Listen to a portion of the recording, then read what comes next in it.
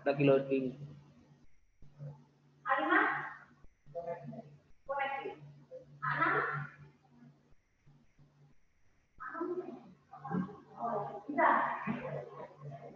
Ada apa? Oke, udah bisa. Udah bisa like. Udah like. Ya like. Jadi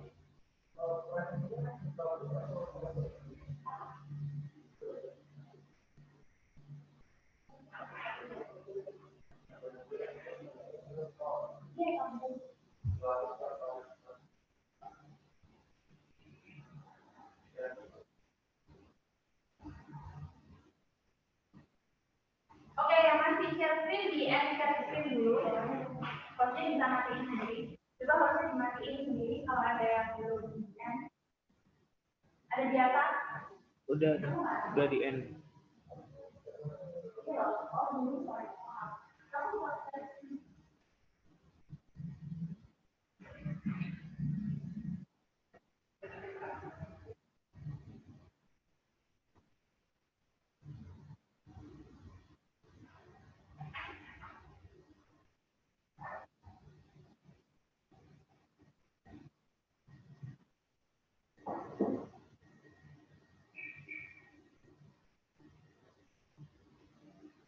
Oke, kita ready dengan cara yang seperti ini ya. Hal yang sama juga dilakukan nanti ketika kita move ke jam 12.30. Ada yang pakai wifi? Sudah connect dari get login yang tadi aku pilih itu?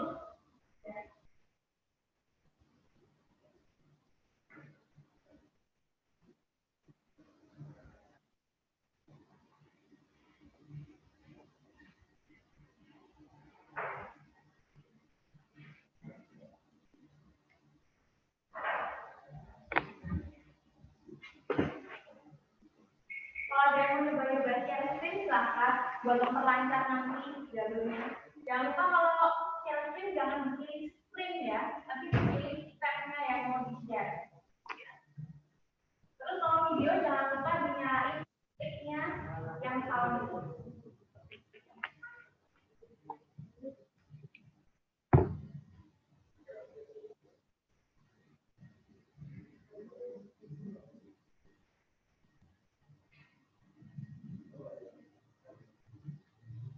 Udah kan?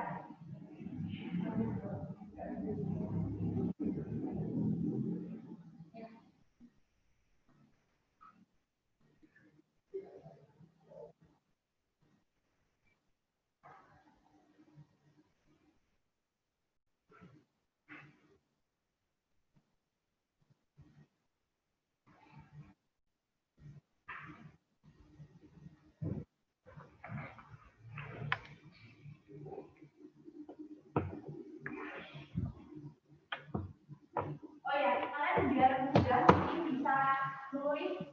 Kan aku udah kirim tadi PDF-nya buat kalian join ke sesi-sesinya yang kalian asisten. Itu meeting ID sama password-nya kalian catat aja di kertasnya kalian.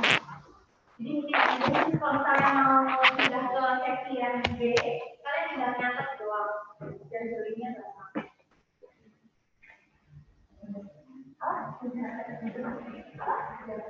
Oh ya. Jadi nanti biar gampang kalau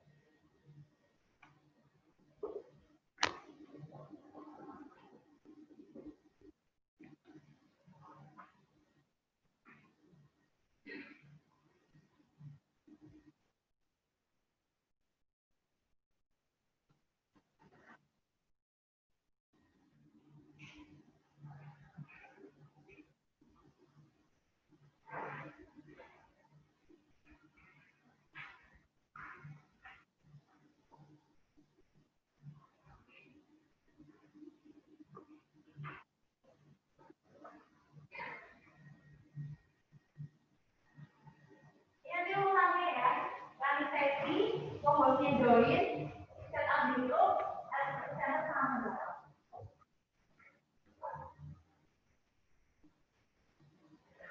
Mbak Santi, Ya, recordnya itu nanti setelah set YouTube berarti? recordingnya udah nyala belum sekarang? Belum. Equal. Belum. Coba kalian cek record as well. Hostnya ya. Hmm. Hostnya record as equal. Ya.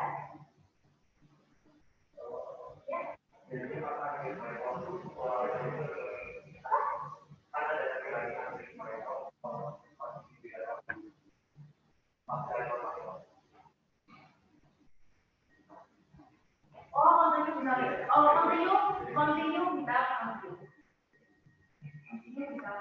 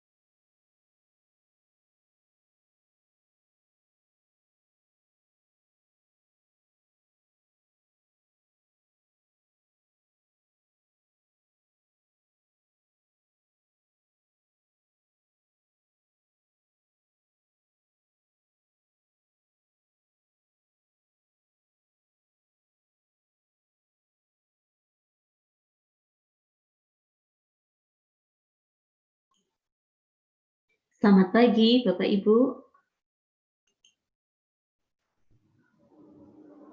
Suara saya bisa didengar ya, Mbak Indri?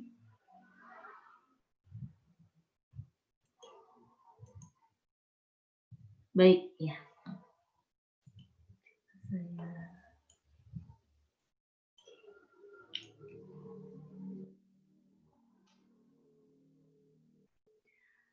Ini maaf, saya mau tanya untuk presentasi di-share. Oh ya, untuk presentasi nanti saya yang mengoperasikan atau nanti presenter atau bagaimana teknisnya? Ini mohon maaf bertanya karena saya menggantikan Mbak Dika, menggantikan moderator yang seharusnya hadir.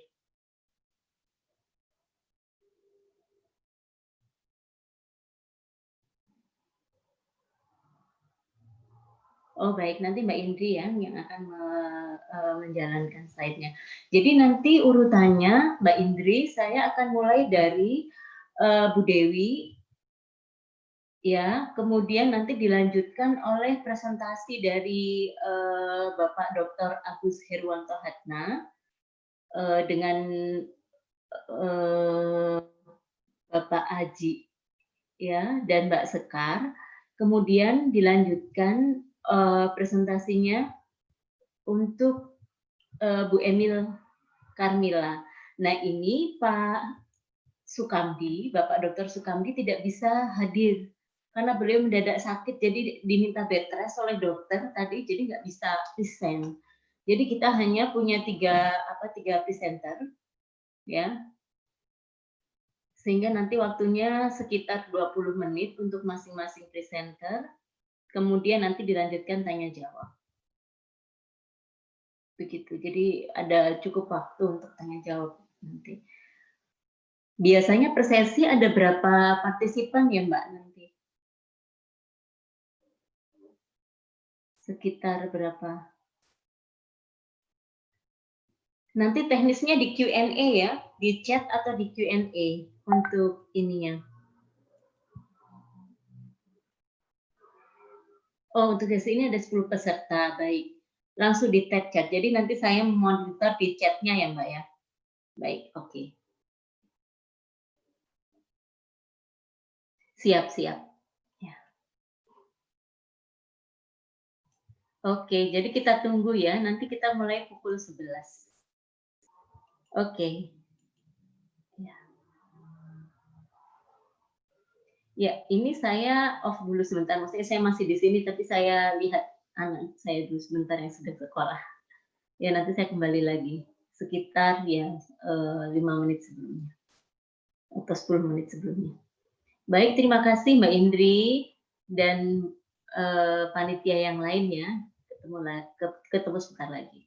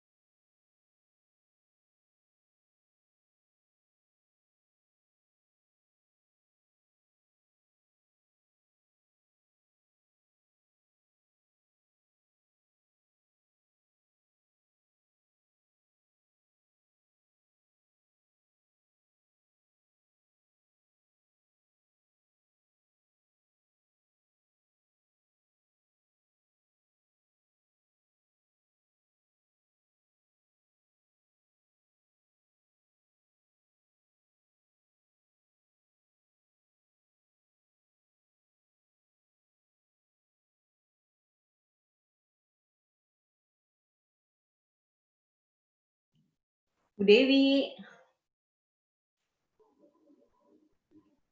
Bu Dewi masih mute. Bu Dewi masih mute. Ya, masih mute. Halo. Mana, Bu? Baik. Saya tak nengok Garuda, saya nengok Garuda sebentar. Ya, silahkan, silahkan. 5 menit.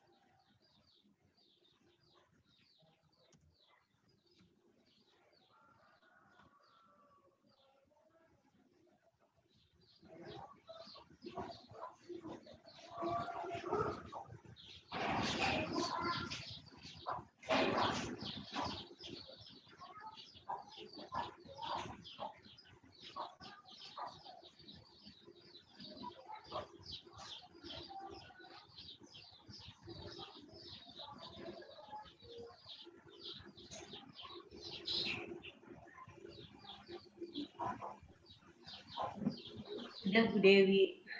Ya, kita mulai jam berapa toh? 11.30 kah? 11, Bu. Oh, 11. Iya. Ini saya coba ini untuk tes ke apa? Saya coba bilang ke Aji dan Sekar. Oh. Ini apa? Ibu Ene sedang ada kendala di sound. Oh, oke. Oh, iya. Juga menunggu Pak Agus. Kita nggak menunggu Pak Agus, kan? Tidak, Pak. Ya, nggak tahu. Oh, iya.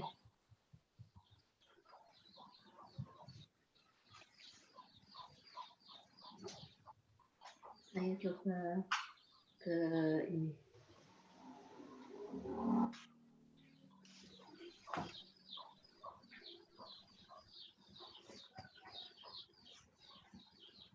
Bu Dewi nanti periksa lagi ya, Bu?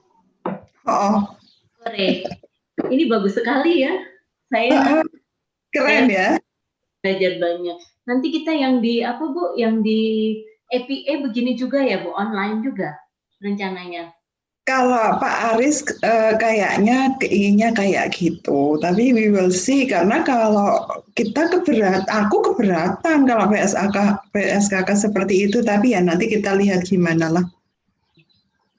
Iya.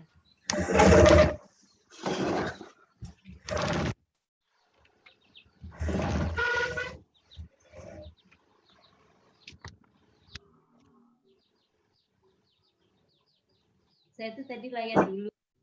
Maaf ya, Mbak. Iya. Kalau gini gelap nggak sih? Enggak, Bu. Kacamata saya itu bersinar. Saya tak geser aja deh ini kayaknya. Iya, coba kalau geser kan. Waduh, wae. Mbak Indri ini nanti di live di YouTube nggak sih yang parallel session? Oh.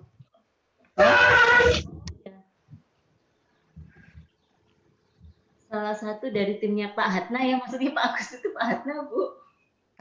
Maksudnya Pak Hatna.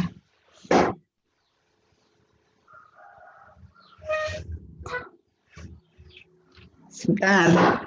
Oke.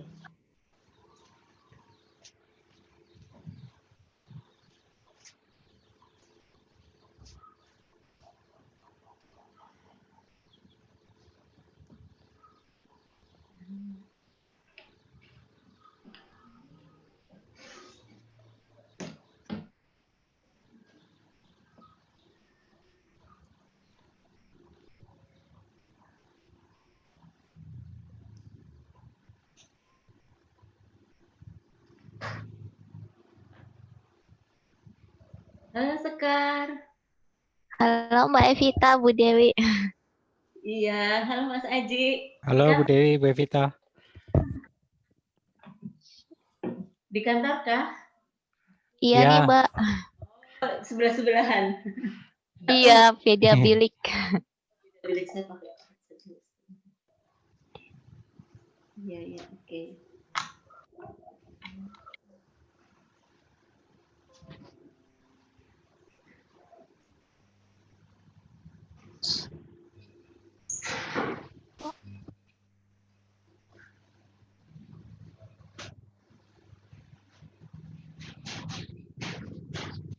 Suara saya terdengar ya? Terdengar. Dengar Mbak. Saya takutnya tuh kadang-kadang kalau lagi headset itu jadi suka error gitu. Oh. Ini udah berarti nggak masalah. Nanti untuk Mas Aji dan Mbak Sekar, nanti waktunya 10 menit ya. Kan masing-masing ada 20 menit. Jadi nanti silakan aja atau gimana. Yang penting nanti masing-masing presenter itu ada 20 menit. Iya. Jadi Pak Kamti nggak bisa hadir, jadi sebenarnya bisa agak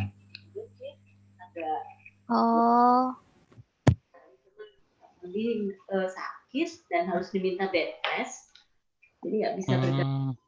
Oh iya. Di sesi kita informasi dari Mbak Indri, nanti ada 10 partisipan.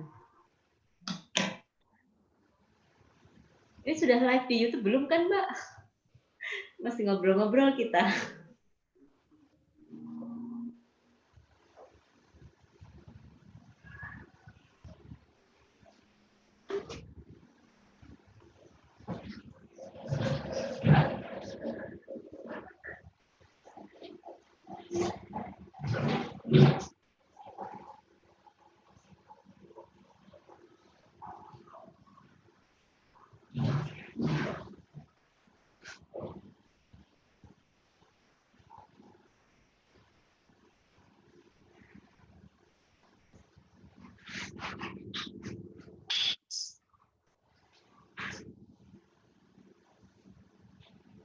We will start at 11 sharp, ya.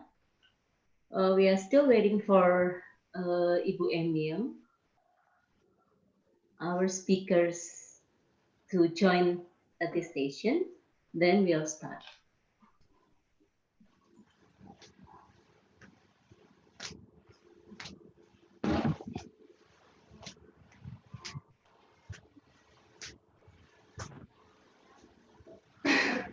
Mute. Kamu ke mute. Mbak Evita, ternyata ini laptopnya sekarang nggak support buat yang backgroundnya simposium, jadi nggak bisa pakai background, gimana ya? Nggak apa-apa, saya juga nggak pakai. Sekarang saya juga nggak pakai.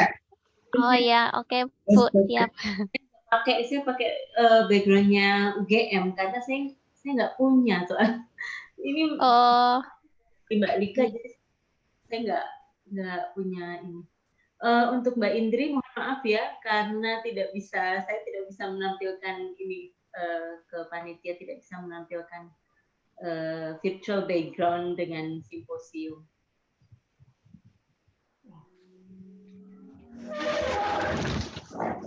Nggak apa-apa.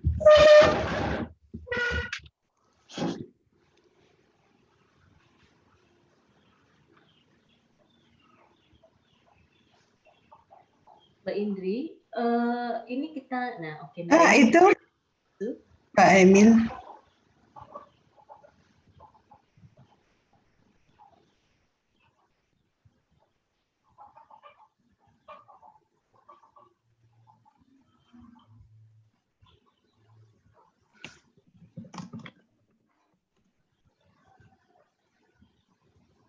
Nanti pesertanya kelihatan di sini nggak, Evita? Seharusnya terlihat di partisipan ya Bu. Participants ya. Begitu Mbak Indri. Ini sudah live di YouTube Bu. Oke.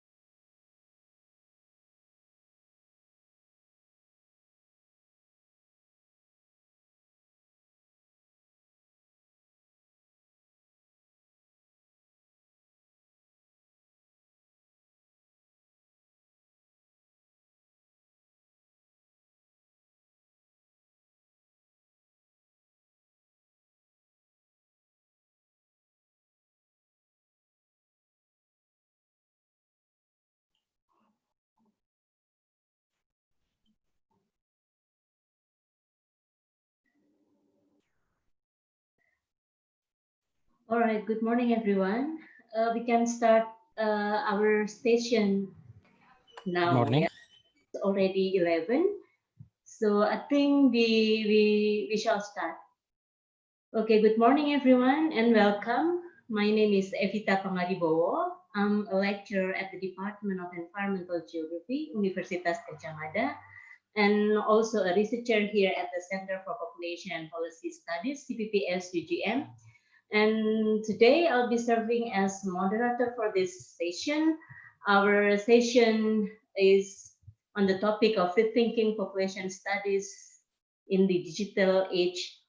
And this session is organized by CPPS UGM. On behalf of CPPS team, I would like to thank you for joining this parallel session. And I also thank to the Social Science Symposium organizer for enabling us to present some of our works in this session. Briefly, I would like to introduce our center.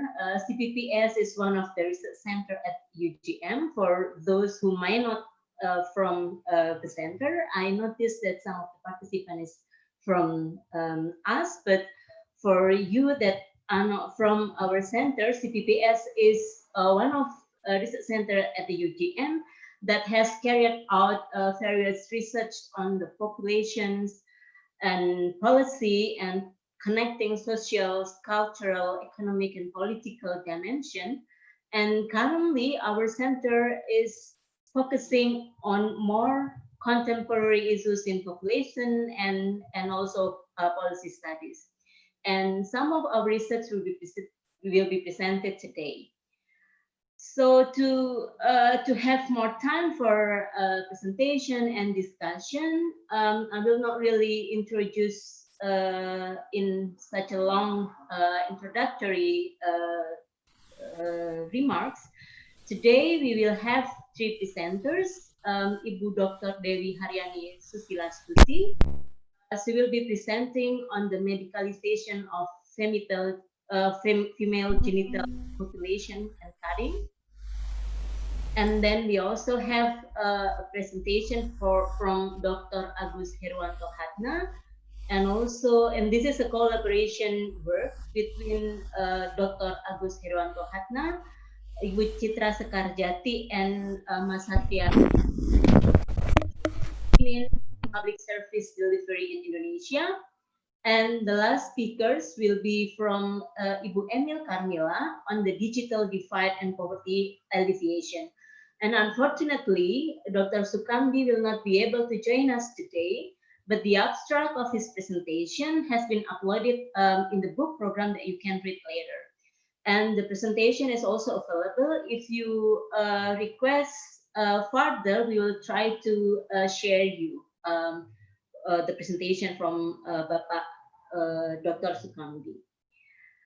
So for the presentation, each presenters will have around 20 minutes, yeah. And then for the audience, for the session of for the Q&A session, you may use the chat panels, and please mention your names and your affiliation, the questions, and to whom the question will be addressed. Okay, all right. So the order of the presentation will be, the first will be Ibu Dewi, and then followed by presentation from Mas Satria Aji Imawan and Mbak Citra Sekarjati, and the last will be Ibu Emil. I hope this will be fine for you all, yeah? I just pick in random, not any intention in purpose.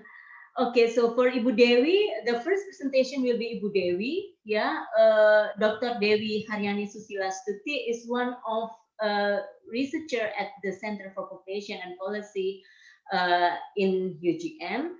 Ibu Dewi holds a PhD in Urban and Regional Planning from Florida State University in the US. Ibu Dewi conducts various quantitative and qualitative research on gender, development studies, social policy, community development, and social inequality. And her past research, she involved in various surveys such as village innovation programs, baseline data for the dismigrative programs in Indonesia, data collection for village potentials, evaluation of changing aspiration of the youth in Indonesia, and one of, for myself, her phenomenal research, which is very insightful and eye-opening for me, is this research that Bu Dewi will be presenting to us on the female genital mutilation and cutting, which is very, Bu Dewi will talk to us in more detail later. So Bu Dewi, now the floor is yours. Silahkan Bu Dewi. Yeah.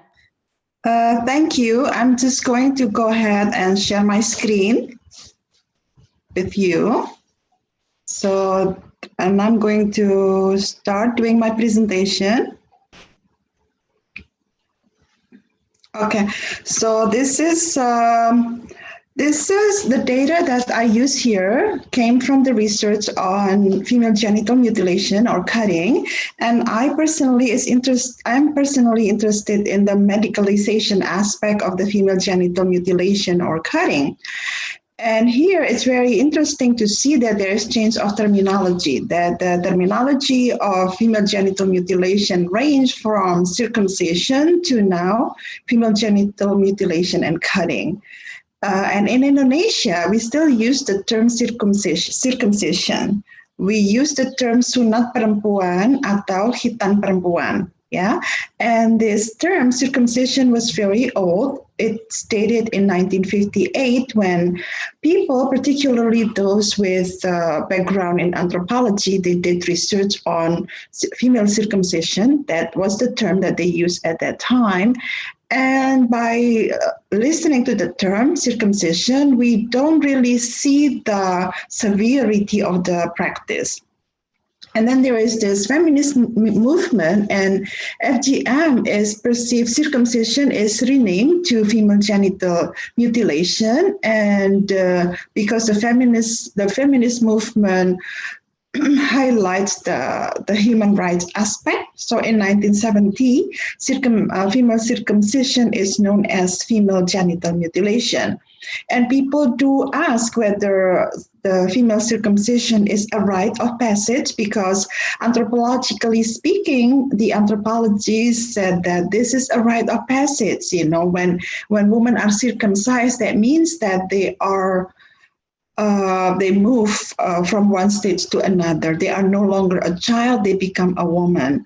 But then there is the other side of the argument is this question of whether female genital mutilation is a marker of unequal gender relations. And some people try to put female circumcision side by side with male circumcision. And the argument, some people argue that they cannot be perceived in the similar light because female circumcision is done to de-virilize the woman, to reduce her power, versus when we are talking about male circumcision, the procedure is done to re-virilize a man, to become more powerful, to increase his authority.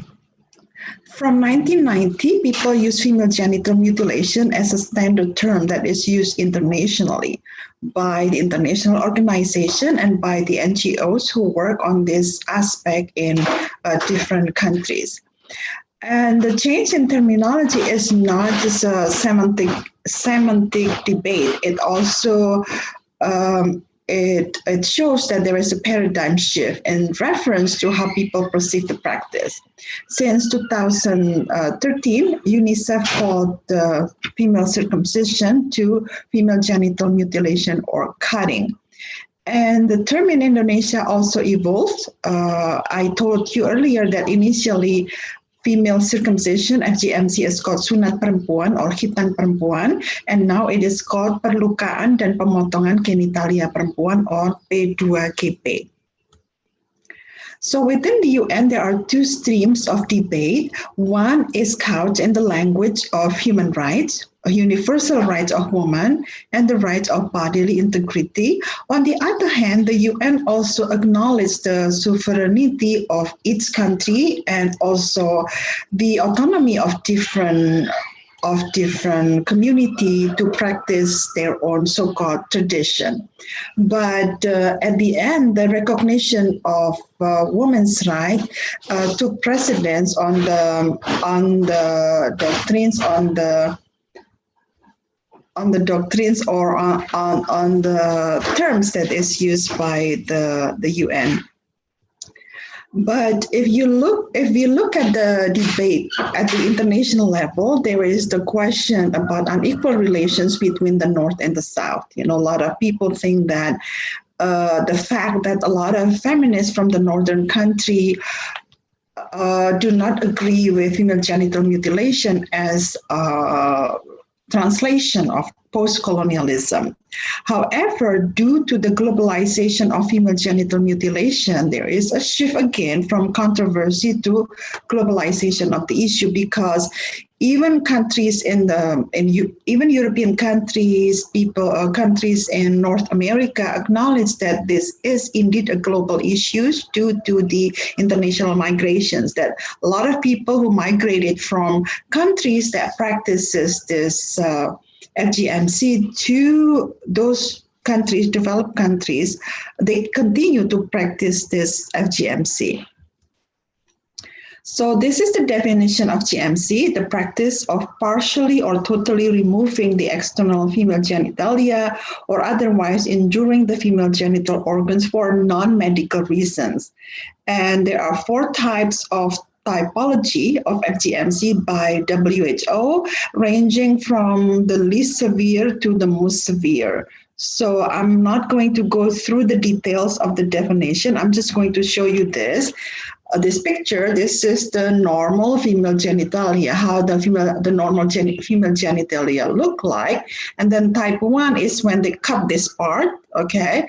And this is type 2 of the circumcision. They cut the prepuce and either the labia minora or like labia majora. And this is type 3 where they cut everything. They cut everything, and on top of that, they make this opening smaller, so that can make menstruation very painful, and on top of that, obviously, when the woman who has been circumcised like this, when they have to give birth, it would be very difficult and very painful for them. So the only research that is that constitute a large sample is the one that is done in 2013, and the data is in Basic Health Research. And from the data, it appears that 1 in 2 women in Indonesia is circumcised, even though the data does not explain what kind of circumcision that these women have gone through. I mentioned earlier that there are 4 types of circumcision according to WHO, but the research doesn't explain what kind of circumcision or FGMC that this woman went through. And so initially, people thought that female genital mutilation is an African phenomenon because it is mostly done in Africa, but it appeared that it is done in some part of South Asia, such as Indonesia and Malaysia, and some parts of Middle Eastern countries. So no, female genital mutilation is not an African phenomenon. So from the perspective of the policy, the Indonesian government has 3 policies in reference to FGMC. In 2006, the Ministry of Health issued this circular letter that said that female circumcision, female genital mutilation is not allowed, even if it's conducted by medical professional. But the Ulama Council, the MUI, protested against the government in 2008. So in 2010, the government, the Ministry of Health, regulated the FGMC, stating that it can be done by medical professional except for the grave types of FGMCs. In other words, the grave types of FGMCs, although it's not stipulated here, is not allowed in Indonesia. But then in 2014, because of the pressure from a lot of organizations, the regulation in 2010 is revoked in 2014. So, but the regulation that was passed in 2010 was perceived by many as a permission to conduct FGMC. And then we have to bear in mind that even though this regulation was revoked in 2014, the practice is actually more widespread than we thought it to be. Plus, there is no sanction for individuals who continue to conduct the FGMC. And here, this is FGMC, this is agents of socializations. One of the speakers said yesterday that we cannot begin learning before we unlearn our belief, our thoughts. So here we can see our research show that the individual learned about the values that are related to female genital mutilations from community leaders, religious leaders, peer group parents, medical workers, and also social media. And this is the reasons for the continuation of FGMC according to wife and husband. And the majority of them stated that the reason why people keep on having this FGMC is religious order and communal tradition. Even though, depending on who we are talking about, some of the religious leaders say that, that FGMC or sunat perempuan or khitan perempuan is not wajib for women who are Muslim. So where was the FGMC carried out? Our research showed that the medicalization of FGMC, because the majority of the people conducted the FGMC in this hospital, public health center, private practice, and also on house, even though people also ask a medical practitioner to conduct female genital mutilation at home in their houses. So in Indonesia, a lot of FGMC is done as part of the delivery package. So women who are going to deliver the baby, they are also offered, okay, if you get this package, we're going to deliver your baby, we're going to conduct sunat perempuan on your baby, and also we're going to pierce the ears of the baby. This is the definition of medicalization of FGMC. situation in which FGM is practiced by any category of healthcare provider, whether in a public or private clinic, at home or elsewhere, which this is what's happening according to our research. And this is the broader definition in the literature review, which we did not find, but we find this one form of medicalization involves replacing traditional cutting instrument with sterile disposable razor. Okay, this is the opinion of the respondents about whether or not it's important to continue the practice, and the wives and the husband, because we interviewed the wife and the husband, the mothers and the fathers of the children who are being circumcised. And the majority of them, even it doesn't matter whether they live in urban or rural areas, they think that it's necessary to continue the practice. And the table here shows the social reproduction of FGMC. So in other words, there is the transmission of female genital mutilation in 3 generations, meaning that the grandmother will circumcise the mothers, and the mothers will circumcise the chuchu. Yeah. So here, if the mothers were cut, if the genitalia of the mothers is cut, then the daughter will be harmed. And the same thing is true too for the older generation. So if the grandmothers are circumcised or cut or harmed, then there is a great likelihood that their daughters will also be cut or harmed. Should FGMC be stopped or continued? The majority think that, yeah, it needs to be continued. It's important because it's mandated by religion.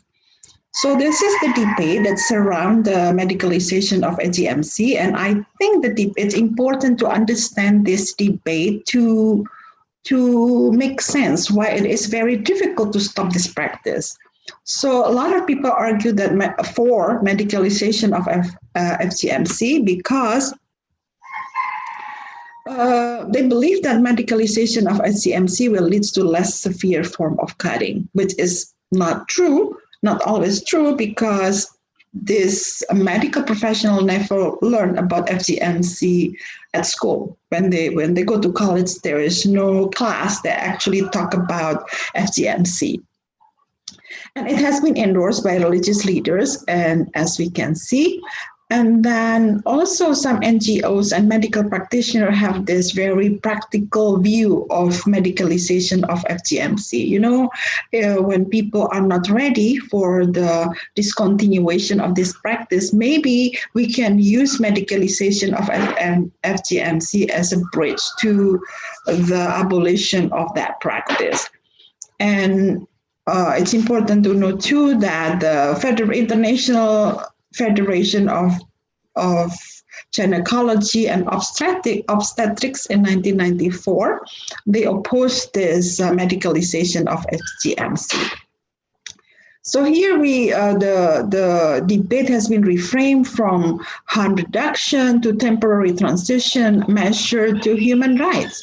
So the concern for FGMC is not limited to the health issues or minimizing risk, but it has been reframed into child protection, consent, bodily integrity, and discrimination against women. What will the future like?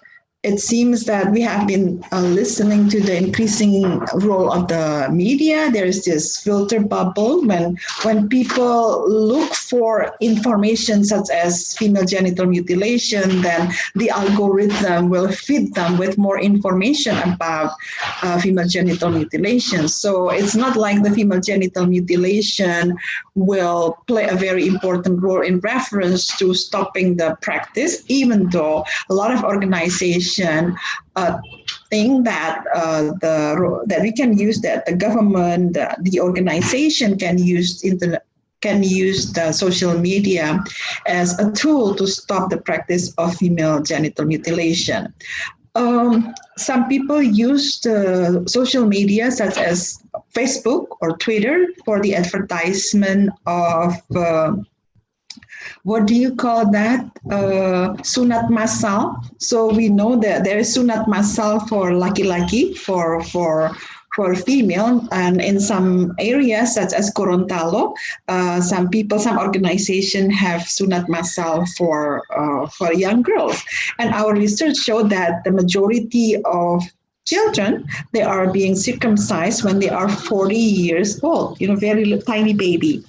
So in the future, most likely we will see the continuing contention, continuing arguments among various actors, because the debate on female genital mutilation is not government led, and it's not even led by the religious leaders, even though our research showed that people in certain areas, people are more likely to listen to the religious leaders rather than the Indonesians, such as, and that includes the bidan, the nurses. They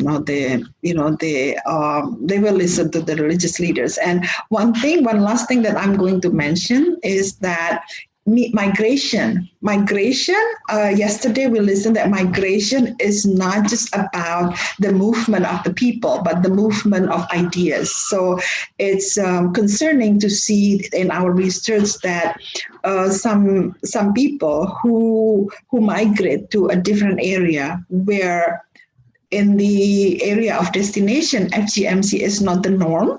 But if they come from an area where most people circumcise their children, they will bring that notion, they will bring this new idea to their new place. So then it's very likely that people who never practiced female genital mutilation started to practice this FGMC because of the role of these migrants. And it's very difficult to eradicate this practice because the Indonesian government tried with some regulation and people just go underground. If the local medical practitioners are not willing to do female genital mutilation, people just pulang kampung. They return to their kampung to have that practice done to their daughters. I think that's it. Thank you, Ibu Moderator. So I'm returning the floor to you. Thanks.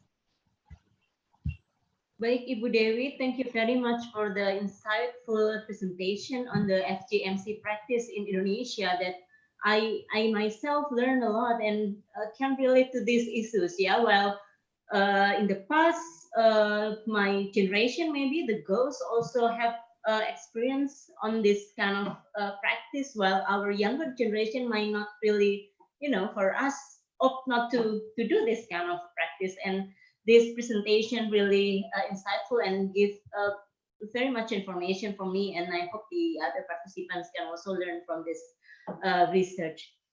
Okay, let's move to the next presentation.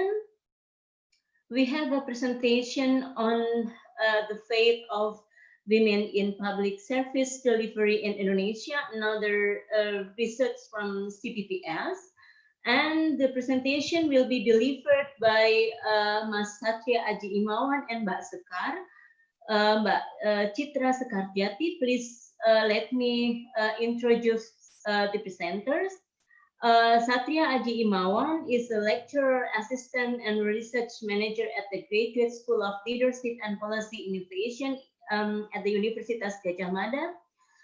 He received his bachelor degree in public administration from Faculty of Social and Political Science in UGM in 2013, and later he holds a master degree in public administration from the University of Exeter in UK in 2017. And Mas Aji is a productive writer. Yeah, he has published various popular writings. Yeah, at the in media, and he also conducts various research in governance. And some of his publication is on that currently we publish is on the National Survey of Citizen Perception toward Government Performance in 2017, and also Governing Village Fund in Indonesia in 2020. And then the other presenters, Mbak Citra Sekarjati, is also a research assistant in Center for Population and Policy Studies in UGM, and also a research and lecturer assistant at the Magister and doctorate programs in leadership and policy innovation, same as Mas Aji. And Mbak Sekar graduated from the University of Birmingham for her master degree programs from the University of Birmingham in 2016, and she has a research interest in public policy and social issues. And now, please, Mas Aji and Mbak Sekar, the floor is yours. You have 20 minutes for presentation. Silahkan. Yeah, thank you, Dr. Evita, for the introduction. We would like to share a PowerPoint first. Yeah, thank you very much for allocation time for us. My name is Satria Jimawan. I'm here with Citra Sekarjati. We are here on behalf of Dr. Agus Hirantatna, and we would like to present our research on policy gap and social determinants of public service for women in Indonesia. Layarnya di Sorry, can you see my presentation? Yes. Okay, Yes, please. maybe you can put in full screen. full screen. Wait a minute. Mana? Gimana ya, sana? So down there di bawah.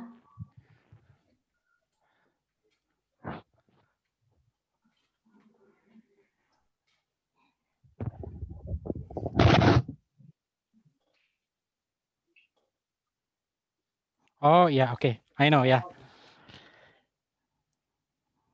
Okay. Thank you very much for sorry for technical problem. So I would like to we would like to present our research on policy gap and social determinants of public service for women in Indonesia. It's quite different with the previous title with the fate of women. All right. This study has conducted because of the number of violence against women in Indonesia has been increased.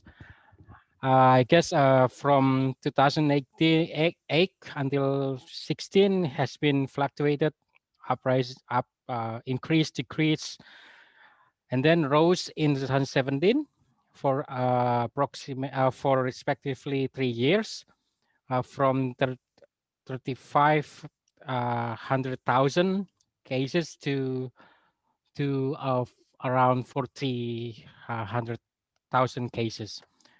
This is show that the importance of VAY, violence against women case in Indonesia, is important to be discussed. This data came from National Commission on Violence Against Women Annual Report 2020. So this is a news report on the case. Next, and the background also why of this study has been conducted because of the many types of cases on personal private domains. If you look at data, the same report that the most cases came from violence against wives is 462 cases, followed by violence from ex-boyfriend, like 193 cases, and then violence from ex-husband from the most cases. The other is below 100, so 43 cases and 28 cases. So this is can be it can be seen that via cases from personal private domains, the trend in cases accounted 74% of all cases reported. This is the logical framework that we would like to discuss. First, top-down approach. This is the policy process when the policy came from the regulation and conduct from regulation and down to the implementation of public policy. And the other one is bottom-up approach. This is more about relationship between the inclusive or the data at the field and come up to the regulation. So this is quite general theory of public policy, and we would like to see how the DV, domestic violence related to policy, and protected the fulfilled DV victims, and how to see this logical framework into the violence against women in particular. This is definition that we gathered from various sources. Like violence against women is based on physical, sexuality, physical harm and suffering to women, such acts, coercion, laboratory, public and private life. And domestic violence, it's violence against women by intimate partner. So the difference is violence against women is more like the content of the violence, and domestic violence is more about the who to do the violence. And related to gender and public policies, it's women can be see position of power and mandate to the government of regulation, but it doesn't change the fact that the system is the male dominant in the structural discussion. And also there is a level of domination between women and men. We will also see the definition of policy and decision-making model from institutional model, that policies determined by authoritative, implemented, enforced by government institution. So we will see how the government organizations see discover the violence against women in terms of the types, and also domestic violence who do that.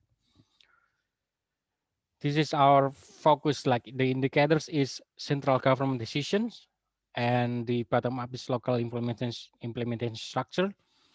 The evaluation criteria is based on the formal objective, and also from bottom up is it's not really clear, and the overall focus on how does one steer system to achieve policymakers intended policy results. Bottom up is more about strategic interaction between actors. This is policy and institutional arrangement. This is the regulation of DV victims, domestic violence victims. We have many regulations on this. For example, law number 23 on eradication of domestic violence on DV law in 2044. And this is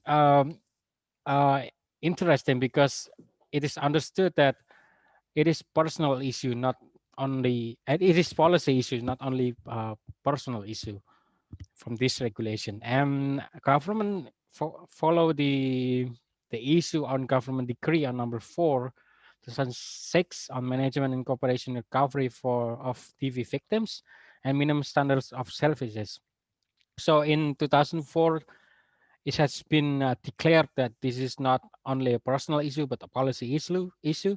And then government followed the regulation with minimum standard of services. So there is the attempt from government to accommodate these issues.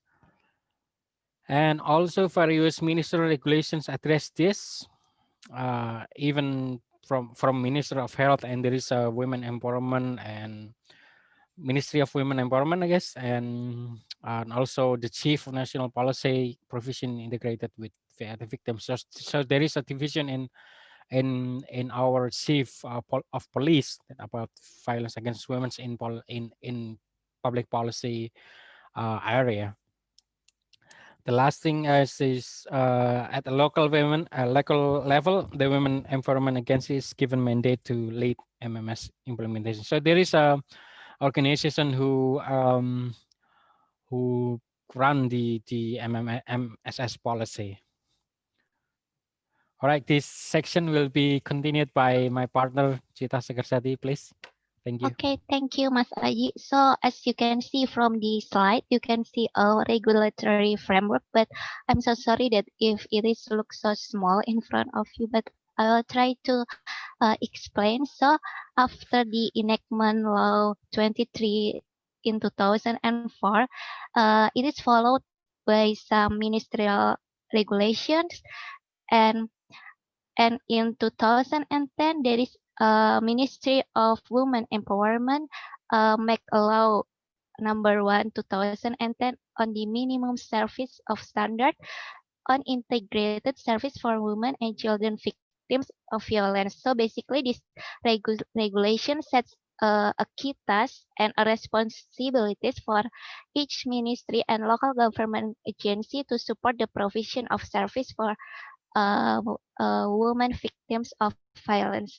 So, what are the key ministries and state agencies are such as like Ministry of Women Empowerment itself, Ministry of Health, Ministry of Social Affairs, Ministry of Religious Affairs, Ministry of Home Affairs, Ministry of Law and Human Rights, Ministry of Finance, National Police, Attorney General, and a Supreme Court. So each ministry and agencies have like a decree and regulations to set the responsibilities of each ministry, how to address the violence against women and in general and in particular domestic violence cases. And then and also in the subnational level or in local government, every local government also have um like a minimum service of standard, and they will follow with like a standard operational procedure. And also we also have like the technical implementer units, or in bahasa it is called like unit pelaksana teknis, such as like hospitals, puskesman, and also shelters to provide direct service to domestic violence victims. Yeah, so basically the minimum standard of service is like an important instrument to ensure that the fulfillment of the rights of women victims of violence. Next, Mas Aji, please. Mas Aji, please. Next slide. Udah. Oh yeah, okay. Nah, okay. So we will talk about what are the public service for DV victims. So it's basically there are we can categorize them in three categories. First is integrated service unit, or we call it like a shelter or trauma center. And also the second service is social rehabilitation service, which is consists of like counseling for the victims and giving a spiritual guidance. So the provision of psychological service is through the social rehabilitation and rehabilitation service. So the third one is the legal aid and law enforcement. So the service constitute the responsibilities of the police, where when there are women victims who experience the violence, they usually will come to the police, and through this service the cases will be processed. Okay, next message. Okay, so we will talk about the findings and of our study. So we found a gap in two categories. The first one is gap found in the policies, and the second one is gap found in the implementation of program and activities.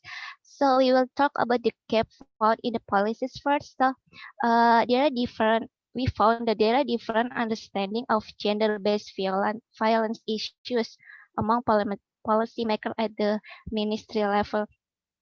So the fact that DV or domestic violence victims issues and integrated service for DV victims are mentioned in like the medium term development plan is not automatically translated into the strategic plan of the ministries of government agencies.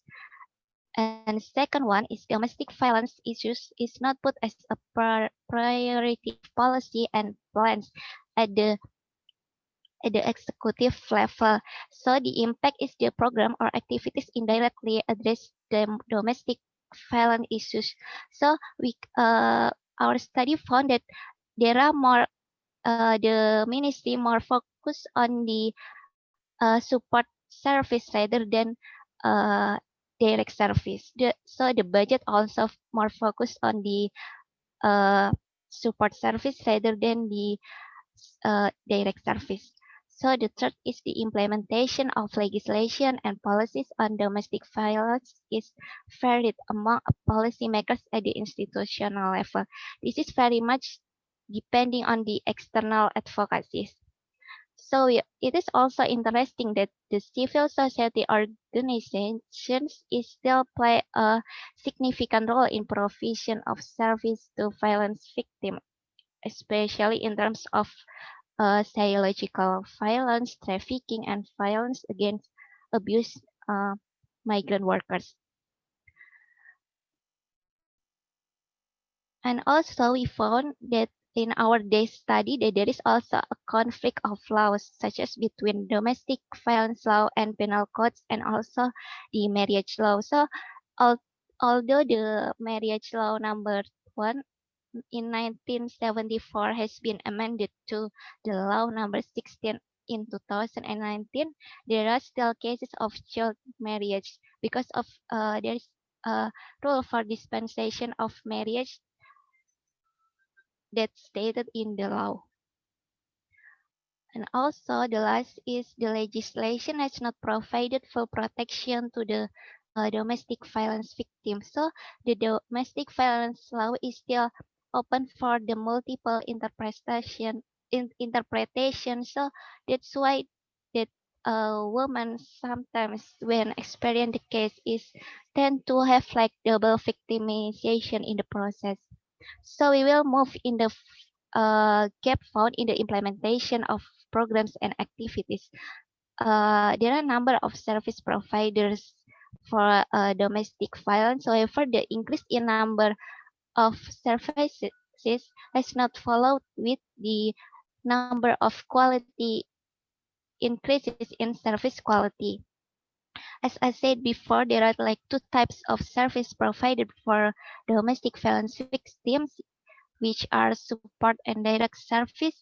But the government fund is more channeled to the most part to the support service rather than direct service. Also, the direct service for domestic violence victims are delivered through the hospital and puskesmas, but not all puskesmas have developed the referral system in the emergency service. So they sometimes cannot handle how to respond the domestic violence victims. And there is also varied capacity to deliver service to domestic violence victims, as we can also select not all health staff had been trained on how to respond to cases of domestic violence. Please next, Mas Aji. So we will move to about a relationship between cases and social determinants. So what we mean as a social determinants is determinant factors that will influence the public service to a woman. So why the number is still the number of victim against victim against women violence against women, sorry, in the cases is still are still high. Why? So we will try to understand the determinant factors. Next, Mas Ashi. Yeah, so we think that there are three factors of social determinants. Like the first one is patriarchal culture. So as we know that the Indonesian society is dominated um, by a patriarchal culture which puts women in a position as submissive partners of their husband. It results in like the patriarchal culture that embedded in the law often and it also impact the public officials to like have a mindset that man is dominated than man is dominated than woman, and they sometimes underestimate the domestic violence cases. They also doesn't have like deep understanding related to gender equality and fulfillment of human rights. And then the second one is domestic violence victims, fear of stigma.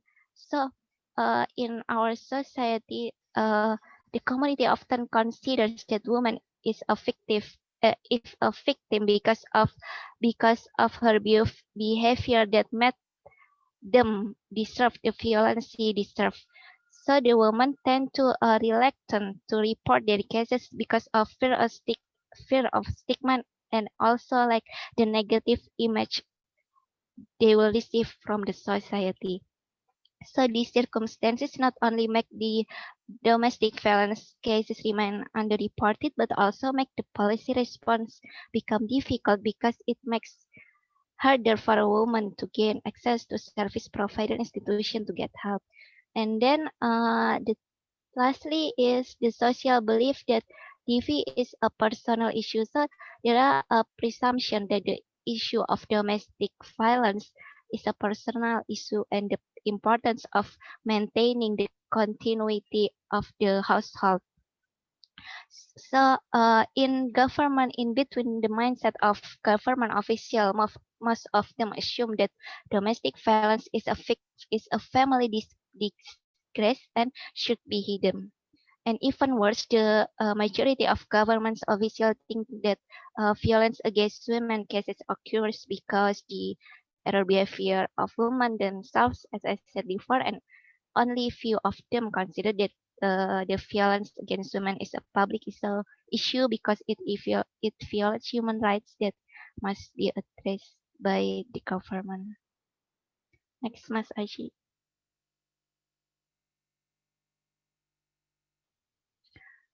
Okay, so this is the conclusion and recommendation from our study. So the first conclusion is we think that the policies formulated to resolve domestic violence cases are very rigid or technocratic as how the bureaucracy in Indonesia works. And in addition, there are gaps between the existing legislation.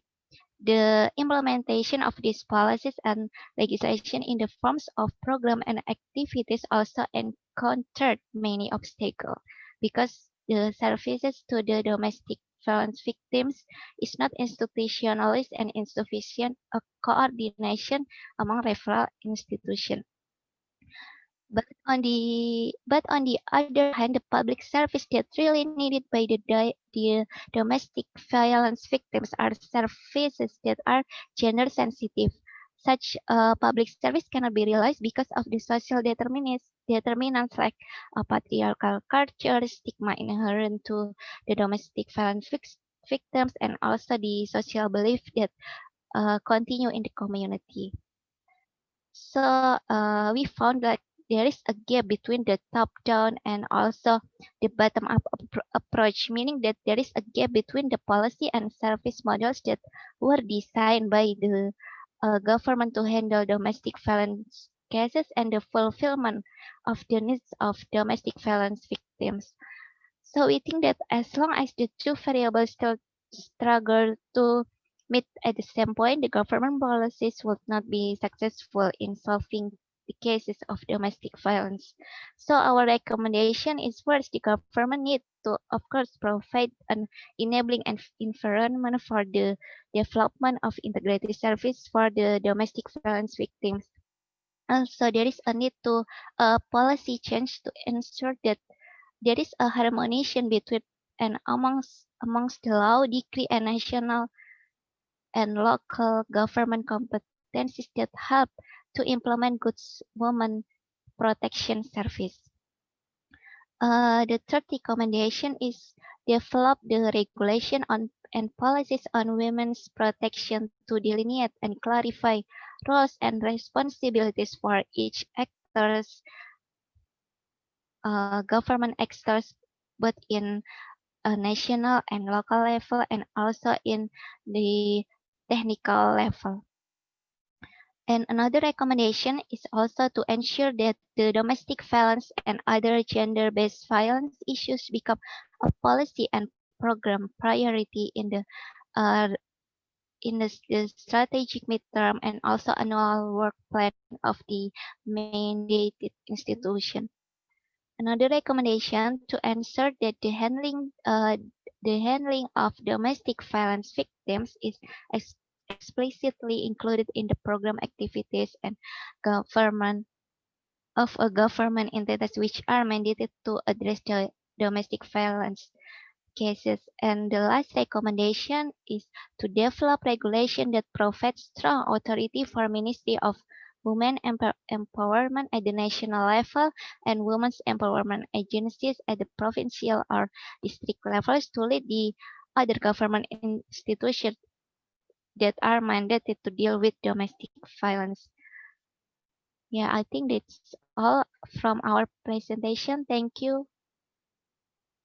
I will give it back to the Bu Evita. Baik, thank you Mbak Sekar and Mas Aji for the presentation that give us information on how the policy and regulation are safe in addressing the violence, domestic violence. Okay, for the next presentation, we will have a presentation from Ibu Emil Carmila. Yeah, Ibu Emil Carmila will present on the digital divide and poverty alleviation, which I think this is very relevant issues for us nowadays, where digital things is very important at the pandemic issue, how we connected each other. Okay, let me briefly introduce our presenter. Ibu Emil Carmila is a researcher at the Center for Population and Policy Studies.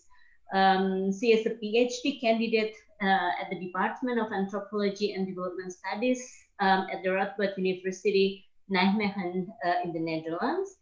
She holds Masters in Development Studies from the School of Social and Environmental Inquiries, Faculty of Arts from the University of Melbourne, Australia.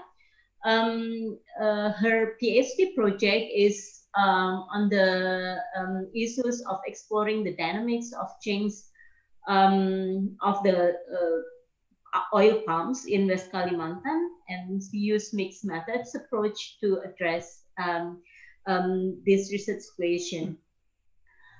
Okay, now Mbak Emil, the floor is yours. You have 20 minutes for presentation, then we will have a question and answer session later. Silahkan Mbak Emil. Thank you, Mbak Evita. I hope everyone can hear my voice clearly. Let me share my presentation first. Mbak Emil, pardon me, can you put the mic a little bit up so that we can hear you clearly? Okay. Yeah. Okay. How about now? Yeah, it's better. Yeah. Okay. Okay. So, yeah.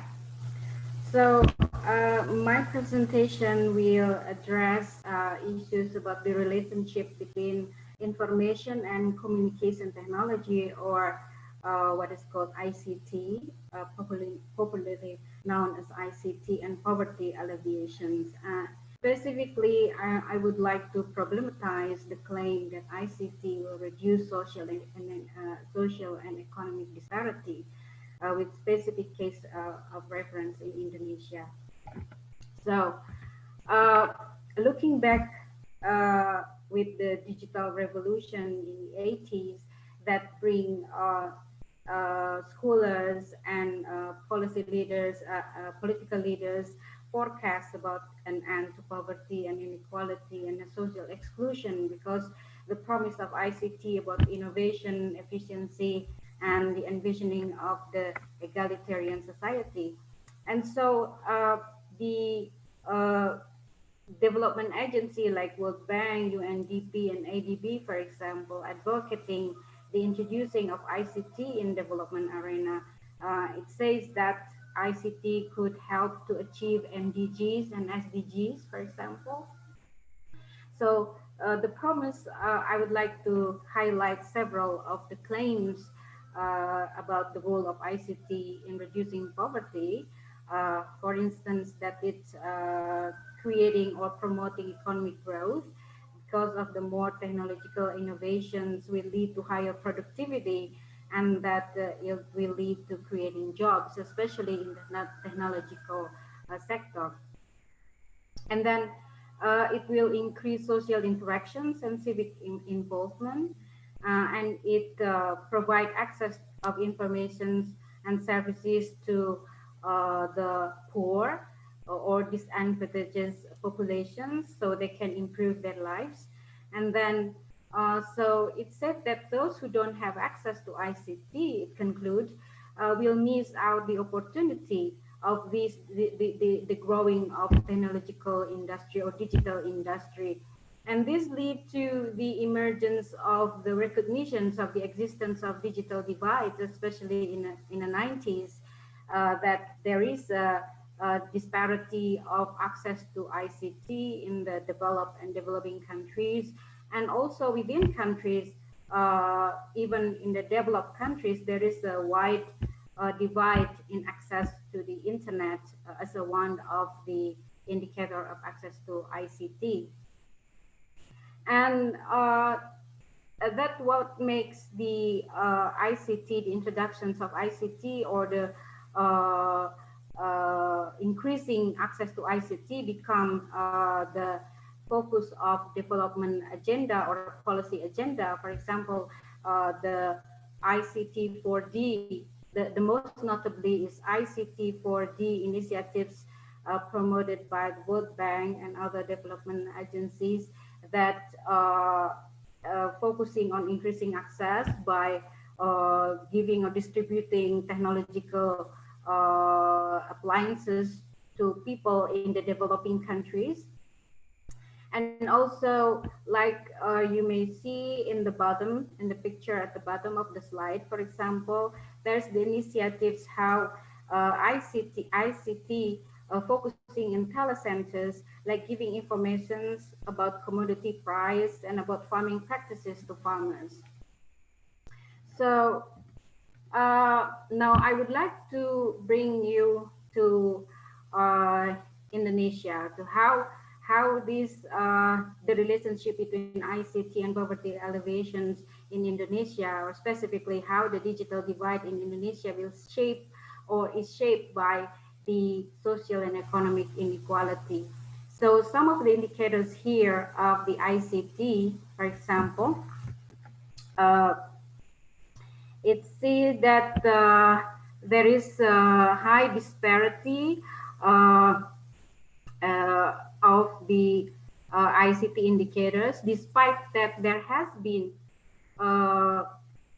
government initiative in improving access, like you may know smart villages, the introduction of smart villages, desa berdering, and the last one is the installment of 35,000 fiber optic cables throughout archipelago under the Palapa Rings project. But that, despite that, as you show in the figures here and the graphic, we see that there is stark increase in the internet use, although the internet use has increased from 35% in 2014 to 64% in 2018, but it's really based on the use of mobile phone. So household access to mobile phone, highly likely using data package, is the medium that people access internet, and it is reflect poor connectivity and cost, high cost that bear by people to access internet,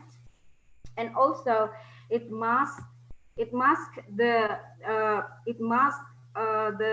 fact that masking the fact of low computer skills among population. So this is raised questions about the claim that the populations can benefit from the growing of digital industry. How can these people with poor computer skills can benefit from the creation of jobs in the digital economy, such as data analysis or data programming, for example? And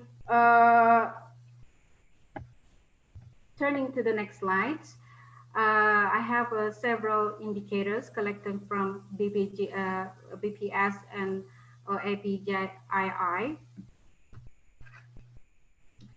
So the data shows that it's almost the same. It shows the same outlook about the internet access in Indonesia.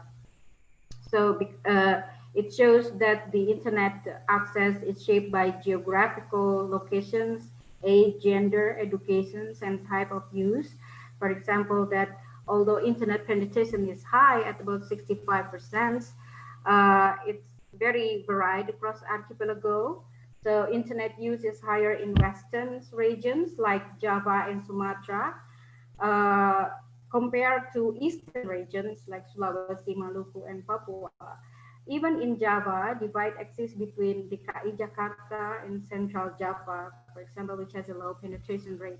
So, and those who use the internet use it mostly for sending messages through WhatsApp and using social media like Facebook. And also another indicator shows that people in rural areas less connected to the internet compared to those in urban areas. And also that internet users is higher among young populations.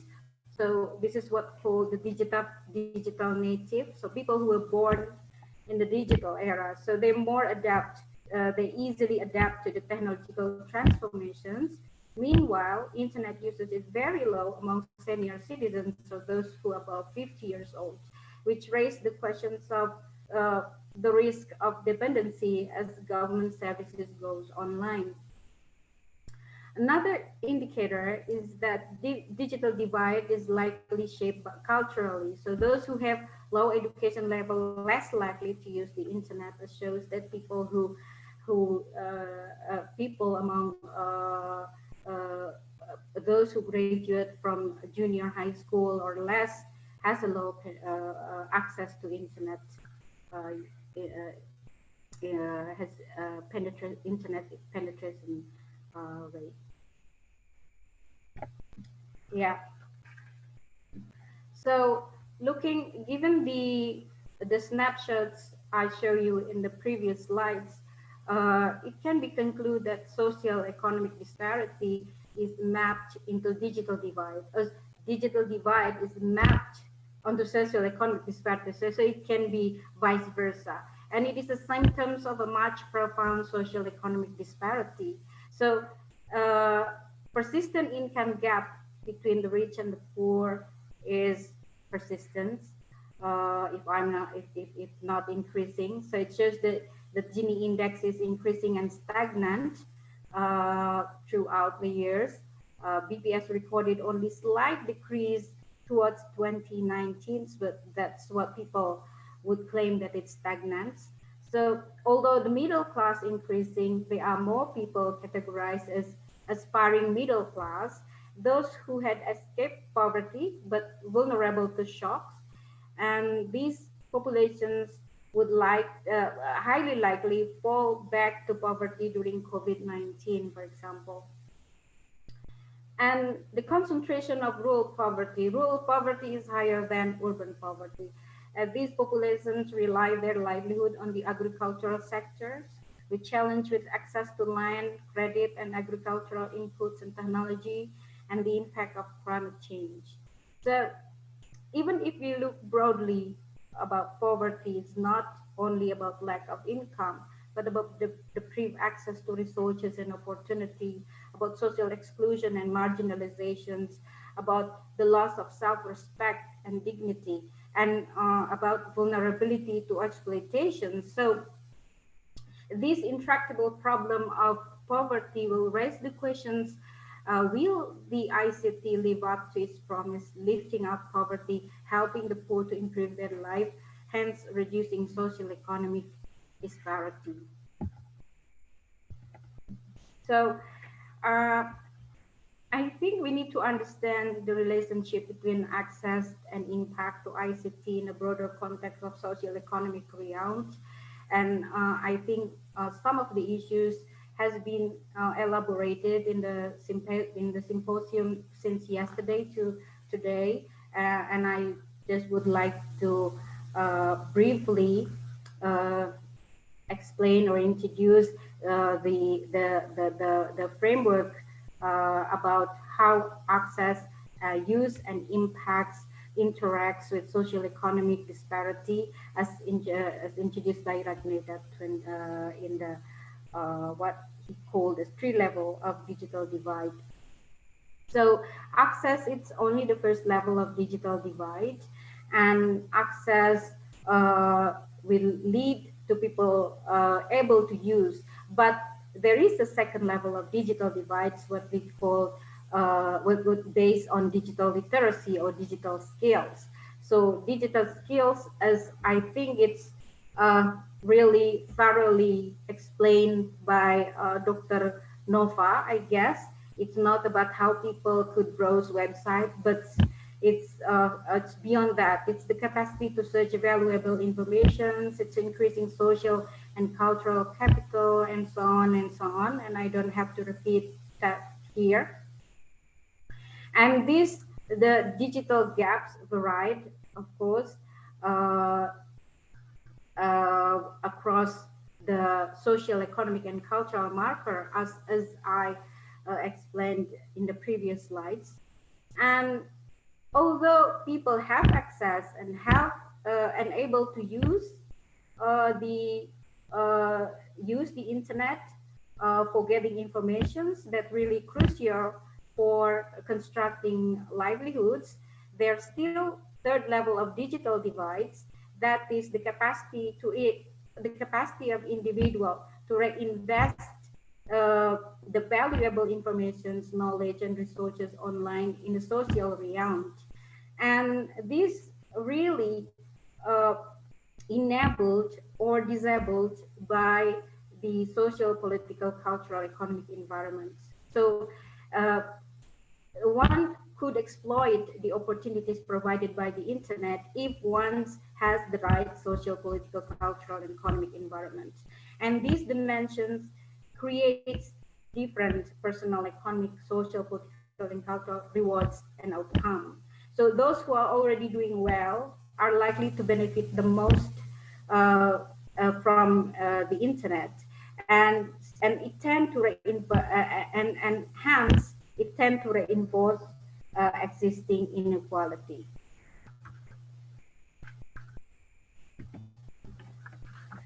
So I will go back to the first questions I raised in the earlier in the presentation. Will digital divide exacerbate social economic disparity? So I don't want to utterly pessimistic about that, but I argue that it needs highly government initiatives, because relying we cannot rely solely on the forces of the high-tech industry, which tend to view poor people as potential market and as large business opportunity. That's what the high-tech industry about. So it needs government leading the initiatives to bring or to close the gaps. But the government so far, for example, has done greatly, I think, arguably, in improving access. For example, as I mentioned before, through Palaparing project, digitalize small and medium enterprise, supporting the emergence of 10,000 technopreneurs. But despite the proliferating of government initiative to improve access, I think that government and development agency must broaden vision to escape from simple narrative which views poverty as merely technical problems, requires technological solutions. So social economic marginalization is not exclusively the problem of material or technological inequality, but also a problem of structural inequalities. And I would argue that the initiatives to tackle digital divide for poverty alleviation must go beyond improving access, but ensuring effective use of technology in the broader context of social, economic, political, and culture. And what most importantly is advocating transformation of social and economic institutions, such as advocating pro-poor property regime, supporting financial institutions is just two of the examples. So I think that is my presentations. Thank you very much. Baik, terima kasih Mbak Emil for the insightful presentation. Yeah, so now we come to the question and answer session. So I observe that we do not have questions in the chat panel. So I will give you time to ask directly to our presenters today. Is there any question from the audience? You may ask the question in bahasa. Ada pertanyaan, silahkan dari Bapak Ibu peserta. To all our panelists, we have 3 presentations from Ibu Dewi on FGMC practice in Indonesia, and also a presentation from Mas Aji and Mbak Sekar on the domestic violence in Indonesia and the policy gaps, and also a presentation from Mbak Emil on the digital divide and poverty alleviation. Silahkan, ada pertanyaan? So if not, I have a question from the 3 of you for the 3 of you, for Ibu Dewi and Mas Aji, Mbak Sekar, and Mbak Emil. My question is on the practice of FGMC, Ibu Dewi. Did you observe? I'm just wondering whether is there any intergenerational transmission across generation on the practice of FGMC. Yeah, did you observe any difference from the, younger, older, or they still keep this tradition somehow, even for the highly educated generation, that they try to preserve this as a cultural momentum, for example, or milestone maybe for girls. So I would like to have this your insight on the intergenerational transmission of the FGMC practice.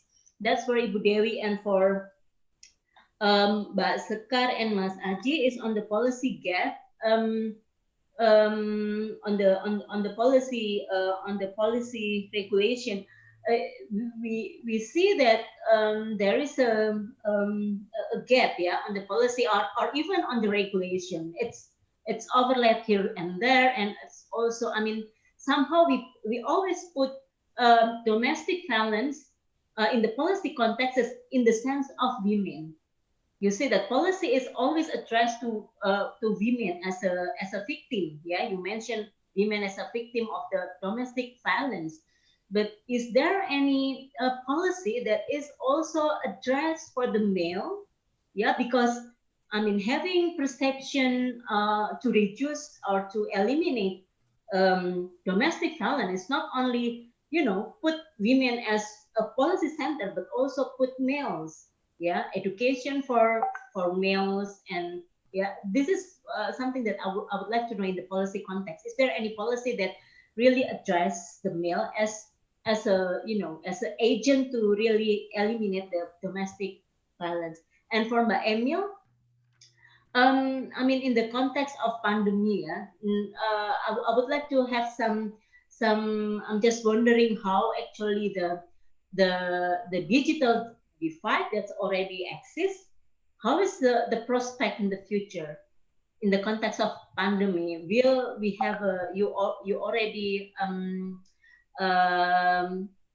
put some of your arguments in your last slide, but somehow in the current of digital divide in the context of pandemic, would that really lead to the wider disparity across income, for example, or across social economic characteristics? Yeah.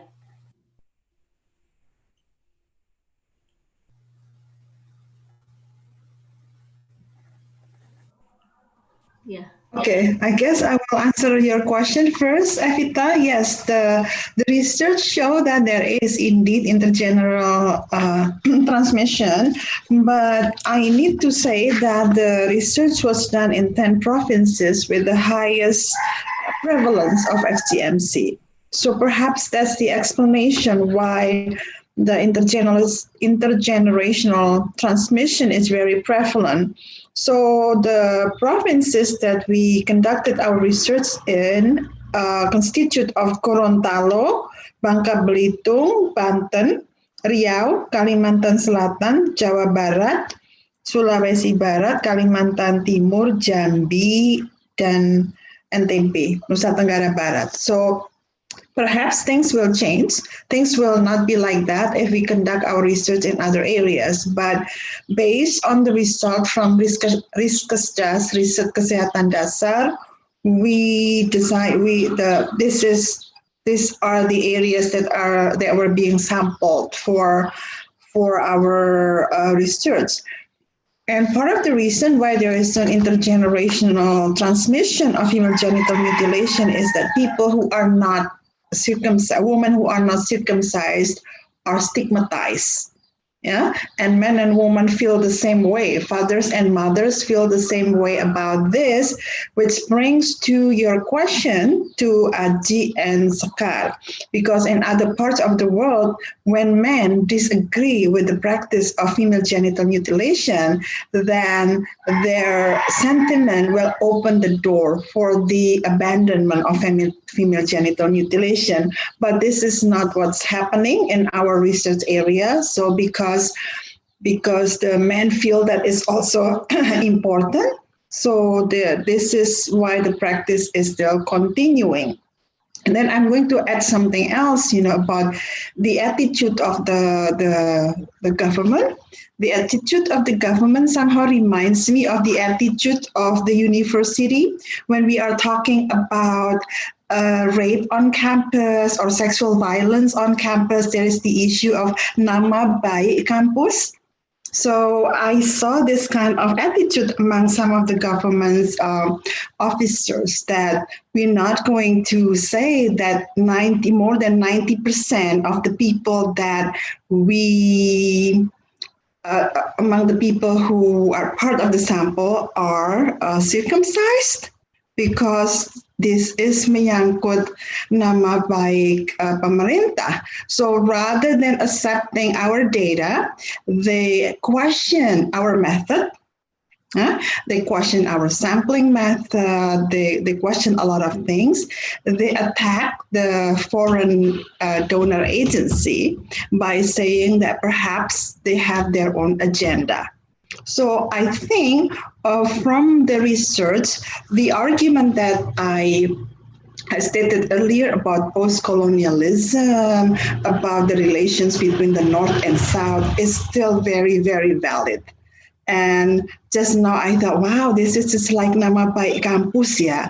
No, do not, we're not going to accept that. And this is very sad because Indonesia as a country has the obligation to assess the development of human genital mutilation as part of the points of SDGs. So last time, a week ago, I came across an article that said that basically female genital mutilation will not be the topic in SDG that the Indonesian government is interested in measuring, because they care more about the nama baik rather than the data. Begitu. Terima kasih Bu Dewi. So actually the acceptance is really the key point, for the government to really realize that they deny this fact somehow. Terima kasih Bu Dewi, sangat mencerahkan ya. Saya pribadi belajar sangat banyak dari riset FGMC. And then Mas Aji, Mbak Sekar, please. I mean, you can skip. I mean, you can address my question later because I already sum up some question. Yeah, it's better to move to this the question from audience than addressing my points. Okay. We have question untuk Mbak Emil, ya. bagaimana meningkatkan ketergantungan terhadap ICT, khususnya masyarakat pedesaan, mengingat kehidupan mereka pun sebenarnya tanpa ICT juga. Jadi sebenarnya ICT itu tidak terlalu masalah untuk masyarakat pedesaan. Padahal, as we know, ICT memiliki peran yang positif sebagai booster dalam berbagai aspek kehidupan yang meningkatkan welfare. Ini pertanyaan dari Bapak Muhammad Fatul Muin untuk Mbak Emil. Kemudian masih untuk Mbak Emil, pertanyaan dari Bapak Samaun Hailaha, ya. What is the technique so that all the government activities are internet based, given the increasing number of internet users in this era? Yeah, so maybe in the context of governments and something like that. And masih untuk Mbak Emil, ya. Pertanyaan dari Ibu Nuzulia Sari. Where does Indonesia stands or gap level in each stage of the digital divide, as you mentioned previously, maybe in the first, second, stage, yeah, that you presented earlier, and where do opportunities for change exist, and how can they best be used for poverty reduction? Yeah, so first, the stage of Indonesia in each digital divide phase, and the opportunities for change, and the question also, how can they best be used for poverty reduction? How the ICT can be used for poverty reduction? So that's the question for Ibu Emil. Yeah. Ibu Emil, you still have your mic mute? Yeah. Okay. Silahkan.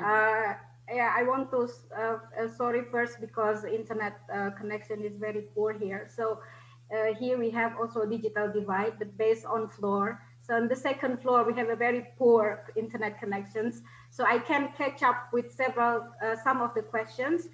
I can understand the first question and third question, but I missed second questions and also from your questions.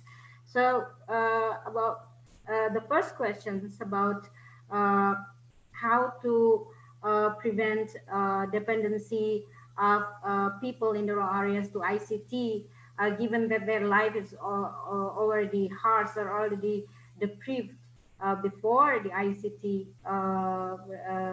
technological revolutions or emergence, etc.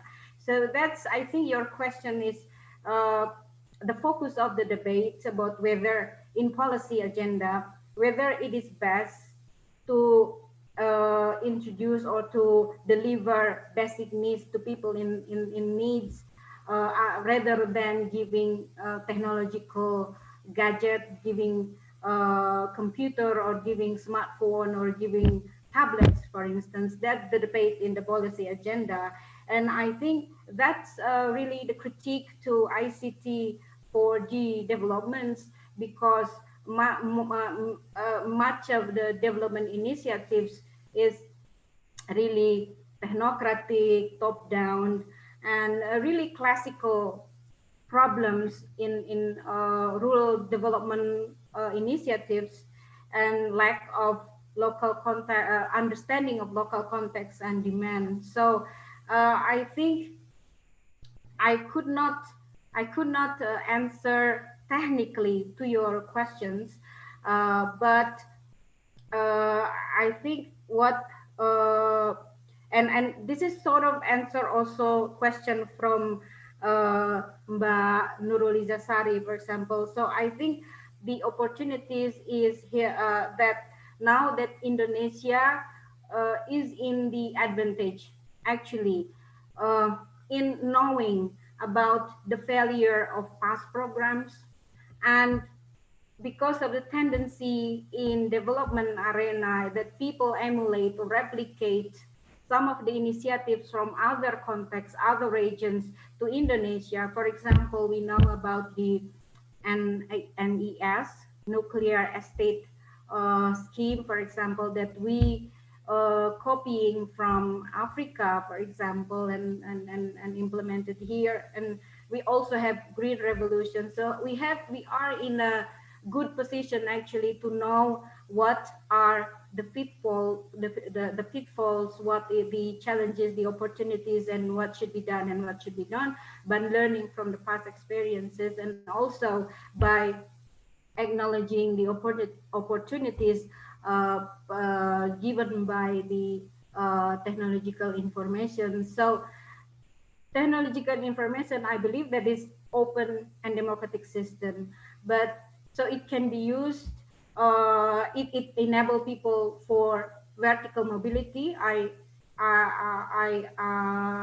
agree with that, but as my presentation shows that this vertical mobility is really limited, or not limited, but confined or enabled or disabled by the wider structural problems, and the political will should be there to ensure the tackling of these structural problems.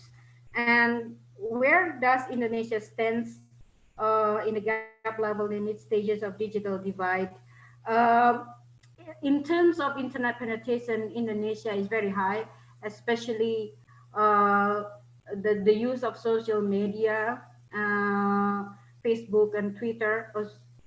Notoriously, you know from all of the news that inform us, and but in terms of using and how to exploit the opportunities into the social realm, I think there is a big gap to compare Indonesia with other Southeast Asia region. For example, Vietnam is already far beyond us, far ahead of us. And also, how can it be used to poverty reductions? As I mentioned before, that I think there is a good case that digital informations could help to reduce poverty, and to mention that the growing of digital economy in Indonesia is very high. You may know the data from Global Digital Index, for example, the growing of digital economy in Indonesia even far ahead of other sectors. But again, how to ensure that this growth, this economic growth, is really benefiting the poor populations, the 40%. People always mentions that there is 40% of people at the bottom line that's really hard to escape or to move up to the to escape poverty. I mean, so, and I miss the question from Pak. The second question from maybe you can repeat the questions, Mbak Evita. Oh yeah, okay. The other question from Pak Samaun, yeah. What is Yes. What Maybe you can rephrase the question, please. What is the technique so that all government activities are internet based? Okay. Given increasing number of internet users in this era. Okay. I think I get it. So, for the context of Indonesia, where penetration of internet is low, I mean, the BPS data shows that household with access to internet is high, but actually individual who use internet in the last 3 months is really low, less than 40%. So really there is a risk of getting government services online, because then how people can access these services will become a problem. So there is on the other hand, that making services to digitalize services will make it efficient, and also will improve civic engagement.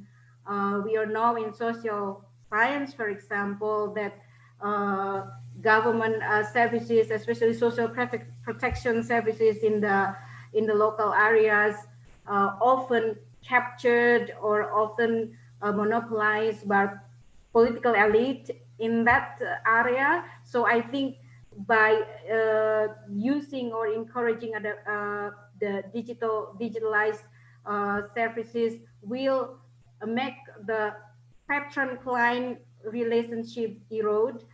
But I think all cases not deterministic. So there's always opportunity and challenges to every case, I think. And to your questions, I just catch the first part. How about the prospect of future? How is the prospect of the future, especially after COVID pandemic? That's the first part. And I think you mentioned the second part that I missed that. Maybe you can repeat that. Yeah, the second part is actually still related on the COVID pandemic, that maybe the digital divide that we already have currently will also affect other socioeconomic variables such as education outcome, health outcome, and other issues.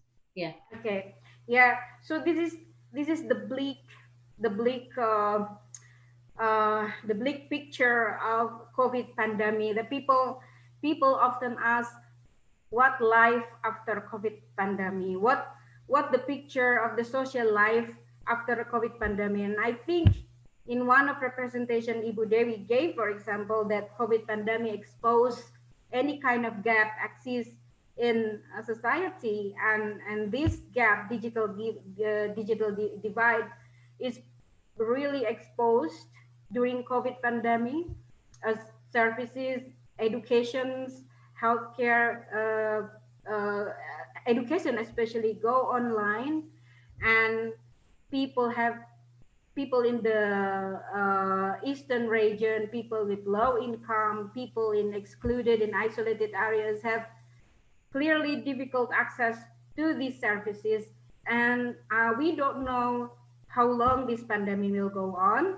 Some people say that in 2020 we will get vaccine and then life will go back to normal. But that by then people had been lagging behind in education, in healthcare, in other areas because of the digital divide. So again, this is not to be pessimistic, but we also have to be realistic. So that is my question. Baik, terima kasih Mbak Emil responnya. Thank you for your response. And somehow I also got some questions privately, because some of participants cannot really join and ask directly in the chat and even in YouTube. I collect two questions, one for Mbak Emil and one for Mas Aji dan Mbak Sekar. This question is from Mbak Nining, ya. For Bu Dewi, ya, mengapa pemerintah masih berupaya menutupi fakta bahwa FGMC di Indonesia masih eksis? Bahkan dalam Riskesdas tahun 2017, pertanyaan tentang FGMC dihapus. Ini sangat menyedihkan ya menurut saya, untuk covering the facts somehow. Itu untuk Bu Dewi, barangkali nanti bisa direspon. Saya lanjutkan untuk Mas Aji dan Mbak Sekar. Pertanyaan, persoalan domestic violence selalu cenderung menyalahkan korban. Bahkan ketika kasus sudah masuk ke ranah pidana, selalu diarahkan untuk menutup kasus karena banyaknya tekanan sosial, biaya juga mahal ya barangkali untuk melanjutkan menyelesaikan persidangan. Bagaimana upaya untuk bisa menguatkan korban dalam hal ini? Ya, silahkan Bu Dewi dulu atau Mas Aji, Mbak Sekar. Saya dulu ya, Mas Aji, Mbak Sekar. Okay. Thank you, Mbak Nining, for your question. Actually, Mbak Nining is also in the same group who did this research. I think, though, the denial of the existence of female genital mutilation is akin to the denial of the Egyptian government in 2006. In 2006, they have their demographic and health survey. They're Egyptian because demographic and health survey is conducted all over the world. So I think in 2006, demographic health survey in Egypt reveals that there is a high percentage of violence against women. And the Egyptian government denied that. They said, well, maybe violence against women happens in the Western country, but it doesn't happen in Egypt. Egyptians are good people. We don't beat our women. And so there is this the news leak that people said that, I heard there is this report about violence against women in Egypt, which is quite high, but the Egyptian government did not want to release the report. So when people when government cover that up, and people try to get the information as much as they can, right? So I think it's very similar to female genital mutilation in the sense that the Egyptian government understands that that violence against women is wrong, morally wrong, ethically wrong. So therefore, they don't want to be perceived as a country that condones practices that are not, not correct, that are, like I said, morally wrong. I think the same thing can be said too about the Indonesian government. They understand, they know that female genital mutilation is not something to be condoned. And also, I think a lot of people, myself included, think that female genital mutilation is an African phenomenon. And there is this, I don't know how to put it nicely. There is this racialization. There is a way where we look at countries as hierarchical, and perhaps deep down, some of them think that we are better. We are better than those African countries. So it's not possible for us to do the same thing that they do. So even though the data are there, they will always find ways to say that that's not true. So you cannot say that's not true if you're highly educated. You cannot just say that's not true. So what you can do is attack the research methods. You find fault with the research firm. Oh, well, yeah, of course. The data is like that. The conclusion is like that because the research was done in areas where the prevalence of female genital mutilation is very high. Maybe if you do it somewhere else in Indonesia, the result is not going to be like that. But the point of the matter is, we would like to see, we would like to zoom in. We have this data from Riscastas in 2013, and we would like to see what will the picture be like if we scrutinize, scrutinize the female genital mutilation, if we ask a lot, if we include more variables, if we ask more questions. But that doesn't matter. The data doesn't matter. If people want to deny the existence of FGMC, they will find something else. I was quite surprised when I did my readings a couple of weeks ago about this North versus South, and then post-colonialism. Oh, this still exists. And so they use the discourse of post-colonialism, that there are people in the West who are trying to tell us what to do. And this is not right, because we are a sovereign nation and we should be able to choose, we should be able to decide what is acceptable and what is not acceptable. Begitu sih Bu Evita, Mbak Nining, I hope I answer your question. Terima kasih Bu Dewi, very insightful ya. And I take the message that maybe post-colonialization also come not only in FGMC but all other aspects as well, like internet. Yeah, I mean how to apply this, and internet for development, for example, and also domestic violence. Somehow it's attached in every aspect when we connect how developed and less developed countries, something like that, the development context. Baik, Mas Aji, silahkan, terlalu banyak saya. Yeah, thank you very much for the questions. We would like to answer the question from Dr. Evita, the first one. Is there any policy relating to educate male in terms of domestic violence and violence against women? So far, we don't see that specific on the male perspective for educate male in terms of this issue. But we found the parameter of gender equality as I share in the screen. So this is written by Ministry of Law and Human Rights, and also Ministry of Women Environment and Protection Child, and Ministry of Home Affairs.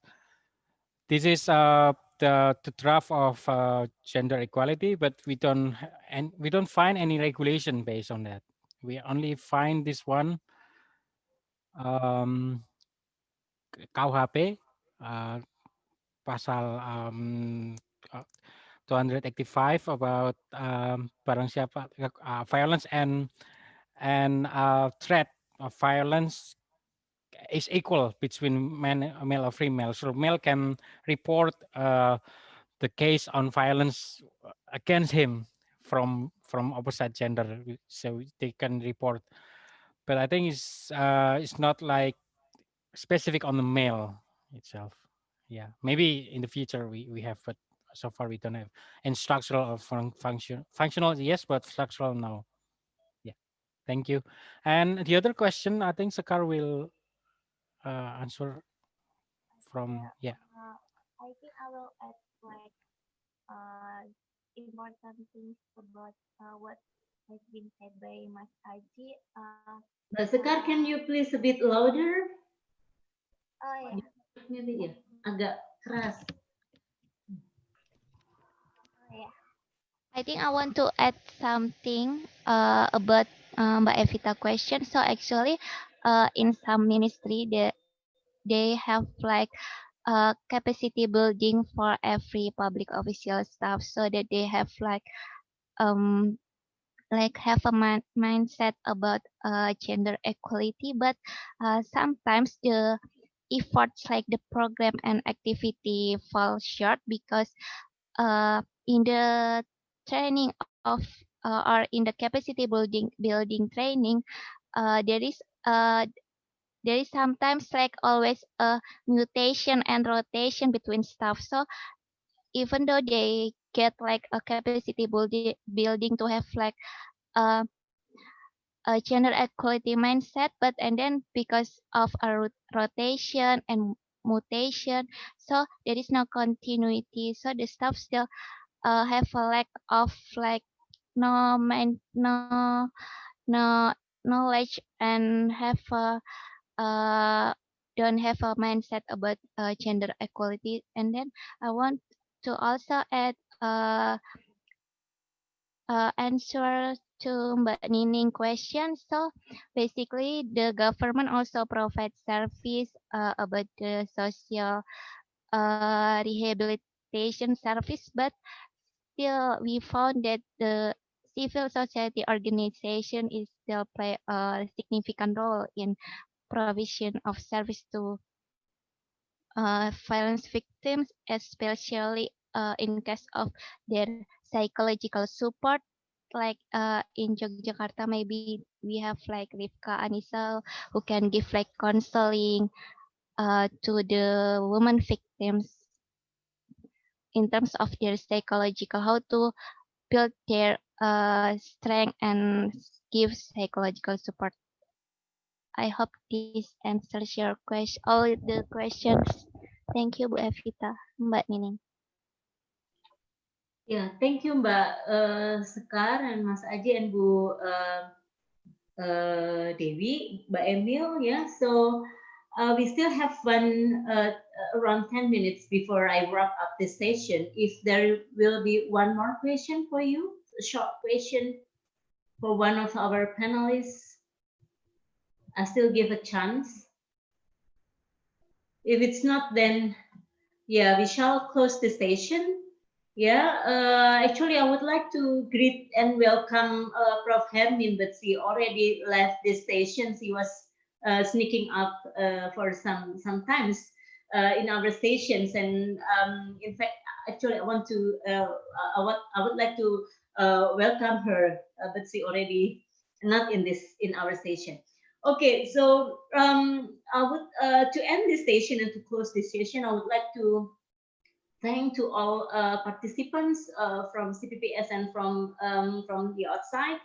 I would like to thank to the organizers, the social science symposium organizer that give us opportunity to share some of our research, and to all the panelists, to Ibu Dewi, Mas Aji dan Mbak Sekar and Mbak Emil for the very insightful presentation and insightful research. What I can conclude or the take home message from this session is I know two points here. The first one is on the inequality side, and the second note is on the post-colonialization issues that Bu Dewi already mentioned earlier. Yeah, I think these two aspects, the inequality in various aspects, is somehow is one of the key issues that led to various deprivation for women, the FGMC practice, and also the domestic violence for women, and even the access for the digital infrastructure is somehow is rooted from the inequality that faced by the women. And also the notion that Bu Dewi repeatedly mentioned is on the post-colonializations, that somehow it frames the development schemes that that is around us, that somehow masking the various practice to please the government or make the government looks good, yeah, in terms of FGMC, in terms of domestic violence, and in terms of internet things, yeah, that is still an issue between um, um, between developing countries or developed countries. I think that's what I can mention, yeah, to close this session. Somehow there are various and very important notes that has been raised by the panelists that really fruitful for us to give us nutrition for our development debates, development discussion. I think that's all for now. Yeah, so thank you for Bu Dewi, thank you for Mas Aji, Mbak Sekar, and Mbak Emil for the presentation, and I also thanks for to the organizer. We have Mbak Indri here and other conference organizer. Thank you very much, and thank you for all the participants. Yeah, so we should applause ourselves, yeah, together, and stay healthy. Ya, sehat-sehat semua Bapak Ibu. Please join the next session, ya. We still have very nice session, very great session later. Terima kasih, saya tutup sampai di sini. Thank you very much. Have a productive days, productive week. Stay healthy. Terima kasih. Assalamualaikum warahmatullahi wabarakatuh. Waalaikumsalam.